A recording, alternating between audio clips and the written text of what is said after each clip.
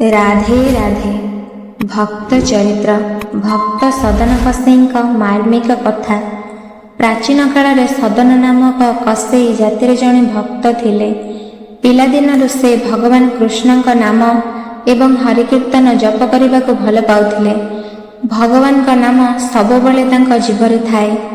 जदिओ से जातिरे जणे कसेई थिले, तथापि तांकर हृदय दयारे परिपूर्ण थिला। पशु को हत्या करने विषय भाविले तांक शरीर थरी उठे, किंतु रोजगार अन्य कौनसी उपाय नथिबारु से अन्य मानक ठारू मांस किनी एहाको बिक्री करुथिले। हेले से निजे पशु मानकु मारु नथिले। से मध्य एही काम करने को ठीक बोली भाबु नथिले, किंतु जाति संबंधी वृत्ति हेतु अनिच्छा सह एहा करुथिले। सबुबले नाम जप करिबारे, भगवान को गुणगान एवं लीलामय पुरुषोत्तम विषय चिंतन करिबारे लागी रहुथिले। सदनक मन श्रीहरि पादरे थिला। दिन राति से केवल हरि हरि जप करुथिले। भगवान केबे भी तांक भक्तंक ठारू दूरेई रुहंती नाही। जेपरि भक्तंकु भगवान बिना शांति नाही, सेही भली भक्तंक बिना भगवान को मध्य शांति लागे नाही। भगवान शालग्राम रूपे सदनक घरे थिले। सदन ए विषय जानि नथिले। से शालग्राम को तराजुर एक ओजन पत्थर बोली भाबुथिले एवं सेथिरे से मांस ओजन करुथिले।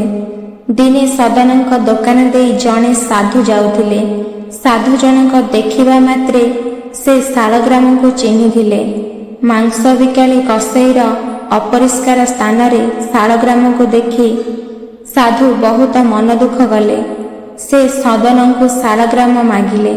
सदन बहुत सरल स्वभावर होइथिबारु से मध्य साधु को खुशी रे शालग्राम दे देइथिले। साधु बाबांकर घरे पहुंची रीति नीति अनुजाई शालग्राम जी को पूजा कले, किंतु भगवान को ना कौनसी जिनिस मंत्र किंबा रीतिनीति रे आशा। से तो भावग्राही, भाव हेतु कांदते। रातिरे भगवान निजे स्वप्न रे आसी साधु को कहिले, तुमे मते काहेकि आनिल? मु मोर भक्त सदनक घरे बहुत खुशी रे थिली। जेतेबेले से मते मांस ओजन करबा को उठाउथिला, तांको ठंडा स्पर्श रे मते बहुत खुशी लागुथिला। जेतेबेले से ग्राहकंक सह नर्मदारे कथा हुअन्ति, तांको कथा मो पाई मधुर भजन परि लागे। जेतेबेले से मो नाम जप करी नाचिबा आरंभ करन्ति, मो शरीरर प्रत्येक रोम आनंद रे रोमांचित होई उठे। तुमे मते भक्त सदन पाखरे छाड़ी दियो, तांको बिना गोटे मुहूर्त भी भल लागुनी। साधु महाराज एमिति स्वप्न देखि उठी पड़िले। आउ संगे संगे शालग्राम को नहीं सदनक घरे दे आसिले। भगवान को कृपार महिमा तांको कहिले। आउ तांको ठाकुरंकर स्वप्न रे जहा कहितिले से विषय रे कहिले। जेतेबेले सदन जानिबा को पाइले जे से जे बटखरा मांस ओजन करबा पई व्यवहार करुतिले से भगवान शालग्राम बोली, सेतेबेले से बहुत अनुताप कले और कांदिबाकु लागिले। से निज मनरे कहिबाकु लागिले, देख मु केते बड़ पापी। मु भगवान को निरादार पूर्वक अपवित्र मांसर तराजुरे ओजन करुथिली। प्रभु मते क्षमा कर। एबे सदन को तांको व्यवसाय प्रति घृणा आसी जाइथिला। से शालग्राम जी को नहीं पुरुषोत्तम क्षेत्र श्री जगन्नाथ पुरी अभिमुखे चलिले। रास्तारे संध्या होई जिबारु भक्त सदन गोटे गाँव रे जणे गृहस्थी घरे विश्राम पाई रहिथिले। सेई घरे केवल 2 जण लोक थिले, जणे पुरुष एवं तांका स्त्री। महिलांक आचरण भल नथिला। से तांका घरे सोईथिबा एही सुस्थ सुंदर शक्तिशाली पुरुषंकु देखि आकर्षित होइथिले। से मझी रातिरे सदनक पाखकु आसी अनेक अश्लील इंगित करबा आरंभ कले। सदन भगवानंकर जणे महान भक्त थिले। तांको उपरे एपरि कुचेष्टार कौनसी प्रभाव पड़िला नाही। ସଦନ ଉଠି ହାତ ଯୋଡ଼ି କହିଲା, ତୁମେ ମୋର ମା, ତୁମ ପିଲାକୁ ପରୀକ୍ଷା କର ନାହିଁ। ମା, ତୁମେ ମୋତେ ଆଶୀର୍ବାଦ କର। ଈଶ୍ୱରଙ୍କର ପ୍ରକୃତ ଭକ୍ତ ମହିଳାଙ୍କୁ କେବଳ ମା ଭାବରେ ହିଁ ଦେଖନ୍ତି। ନାରୀର ଆକର୍ଷଣୀୟ ରୂପ ସେମାନଙ୍କୁ ଦ୍ୱନ୍ଦ୍ୱରେ ପକାଇ ପାରେ ନାହିଁ।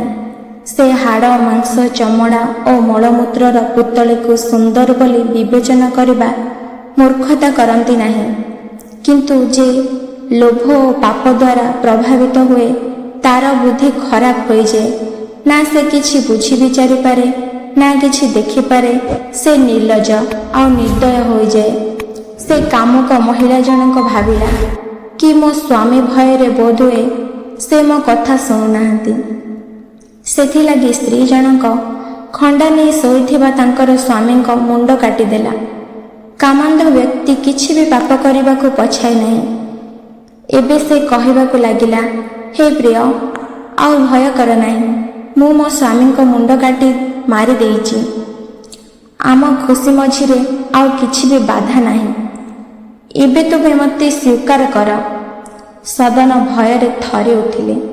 ତାପରେ ମହିଳା ଜଣକ ବହୁତ ନିବେଦନ କରିବା ପରେ ଯେତେବେଳେ ସଦନ ତାଙ୍କ କଥା ଶୁଣିନଥିଲେ, ସେ କବାଟ ପାଖକୁ ଯାଇ ଜୋରରେ କାନ୍ଦିବାକୁ ଲାଗିଲେ। ଲୋକମାନେ ତାଙ୍କ କାନ୍ଦ ଶୁଣି ଯେତେବେଳେ ତାଙ୍କୁ ପଚାରିଲେ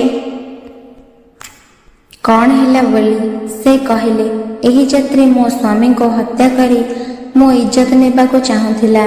ଲୋକମାନେ ସଦନକୁ ବହୁତ ଗାଳି ଦେଲେ, ଆଉ କିଛି ଲୋକ ମାରିଲେ ବି, କିନ୍ତୁ ସଦନ କାହାକୁ କିଛି ବି କହିଲେନି।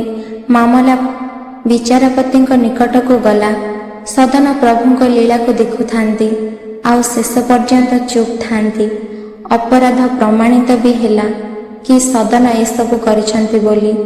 ତାପରେ ବିଚାରପତିଙ୍କ ନିର୍ଦ୍ଦେଶରେ ତାଙ୍କ ଦୁଇ ହାତ କାଟି ଦିଆଗଲା।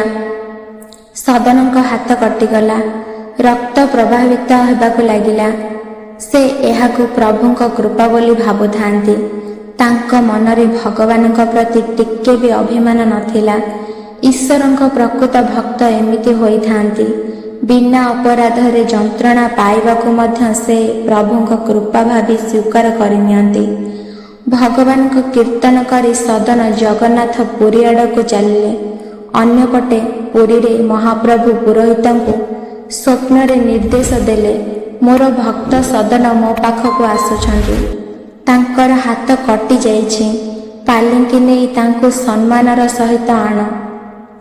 ପୁରୋହିତମାନେ ପାଲିଙ୍କି ନେଇ ଗଲେ ଏବଂ ଆଗ୍ରହପୂର୍ବକ ସଦନଙ୍କୁ ପାଲିଙ୍କିରେ ବସେଇ ଆଣିଲେ। ଜଗନ୍ନାଥ ଧାମରେ ପହଞ୍ଚି ସଦନ ଶ୍ରୀ ଜଗନ୍ନାଥଜୀଙ୍କୁ ପ୍ରଣାମ କରି ଯେମିତି କୀର୍ତ୍ତନ କରିବାକୁ ଦୁଇ ହାତ ଉପରକୁ କରିଛନ୍ତି, ତାଙ୍କ ହାତ ପୂର୍ବ ପରି ହୋଇଗଲା। ଈଶ୍ୱରଙ୍କର କୃପାରୁ ହାତ ଠିକ୍ ତ ହୋଇଗଲା, କିନ୍ତୁ ଠାକୁର କାହିଁକି ବିନା ଦୋଷରେ ତାଙ୍କ ହାତ କାଟିଥିଲେ ବୋଲି ମନରେ ଦ୍ୱନ୍ଦ୍ୱ ଥିଲା।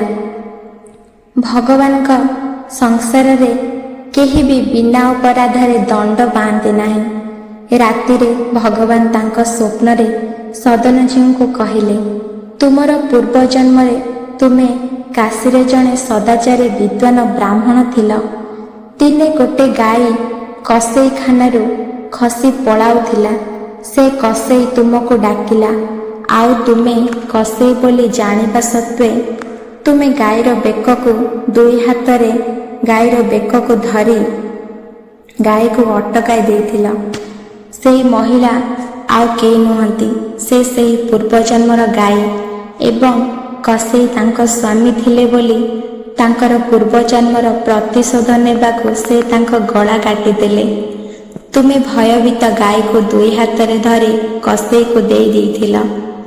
ଏହି ପାପ ପାଇଁ ତୁମ ହାତ କଟିଗଲା, ଆଉ ଏ ଦଣ୍ଡ ଦ୍ୱାରା ତୁମର ପାପ ନଷ୍ଟ ହୋଇଗଲା।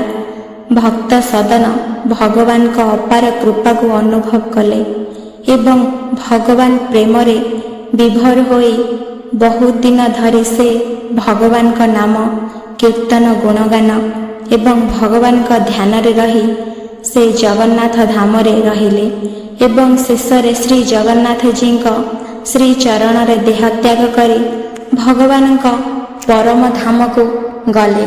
ରାଧେ ରାଧେ।